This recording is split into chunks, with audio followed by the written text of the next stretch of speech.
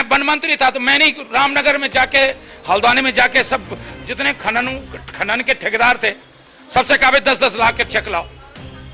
मैंने खुद कहा। मैं भी दोषी हूं उस मामले में। भाजपा की जो 30 करोड़ की एफडी बनी है पार्टी चलाने के लिए बैंक में, उसमें किस किस ने पैसा दिया है ईडी जांच कर ले, पूरी भाजपा जेल में होगी। किसी के सवालों के घेरे में रहते हैं, कभी वो जनता के सवालों के घेरे में रहते हैं, तो मुझे लगता है ऐसे व्यक्तियों को पहले अपने ऊपर उठे हुए सवालों का जवाब देना चाहिए। अब लक्ष्मण जी को प्रायश्चित यात्रा निकालनी चाहिए। उत्तराखंड में इन दिनों खनन को लेकर भाजपा और कांग्रेस में लगातार बयानबाजी जारी है। कांग्रेस नेता और पूर्व कैबिनेट मंत्री हरक सिंह रावत ने भाजपा पर एक बड़ा आरोप लगाया है। उन्होंने कहा कि भाजपा को चलाने के लिए 30 करोड़ रुपए की एफडी बनाई गई थी। उन्होंने दावा किया कि जब वे मंत्री थे तब उन्होंने भी खनन माफियाओं से 1 करोड़ रुपए लेकर इस एफडी में दिया था। रावत ने कहा कि अगर ईडी इस मामले की जांच करे तो पूरी भाजपा जेल में होगी। दूसरी ओर भाजपा के उपाध्यक्ष ज्योति प्रसाद गैरोला का कहना है कि अलग अलग पार्टियों में हरक सिंह रावत रहे हैं, ऐसे में उनके बयान में कोई भी गंभीरता नहीं है।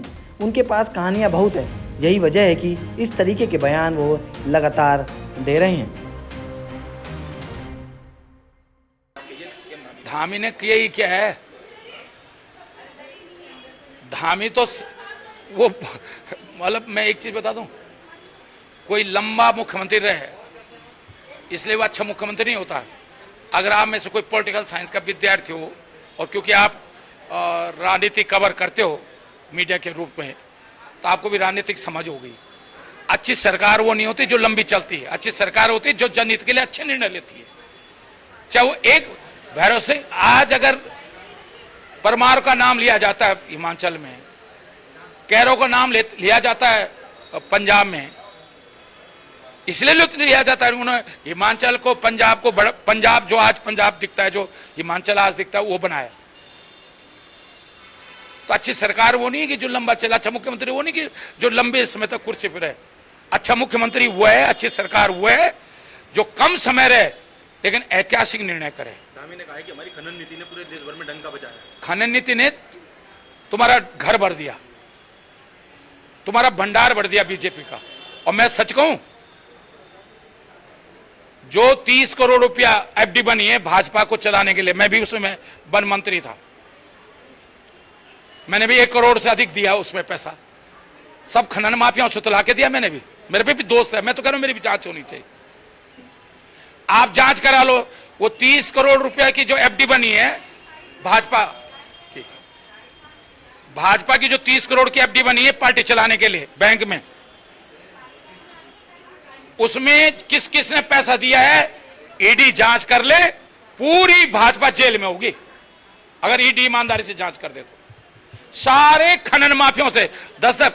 मैं वन मंत्री था तो मैंने रामनगर में जाके, हल्द्वानी में जाके सब जितने खनन के ठेकेदार थे सबसे कहा 10-10 लाख के चेक लाओ। मैंने खुद कहा। मैं भी दोषी हूं उस मामले में। जो धामी कह रहा है ना कि खनन पे हमने डंका पीट दिया तभी तो तबाही हो रही है, मैं खनन के खिलाफ नहीं हूं। खनन होना चाहिए।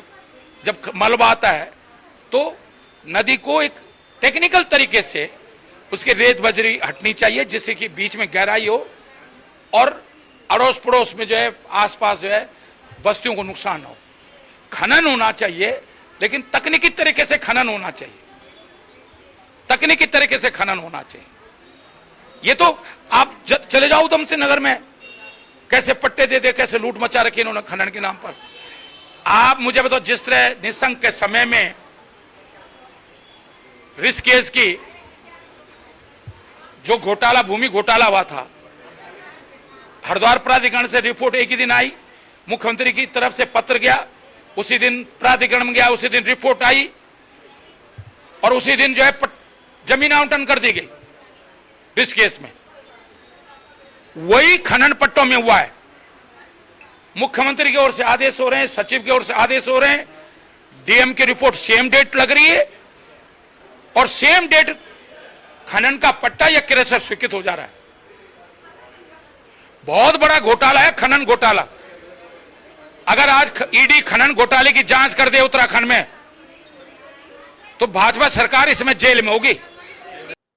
देखो, हरक सिंह जी बहुत अनुभवी व्यक्ति हैं, लेकिन जिस व्यक्ति का राजनीतिक जीवन ही सवालों के घेरे में रहा हो और आज भी सवालों के उत्तर जनता तलाश रही है, आज वो ईडी के सवालों के घेरे में, कल वो सीबीआई के सवालों के घेरे में थे, कभी वो किसी के सवालों के घेरे में रहते हैं, कभी वो जनता के सवालों के घेरे में रहते हैं।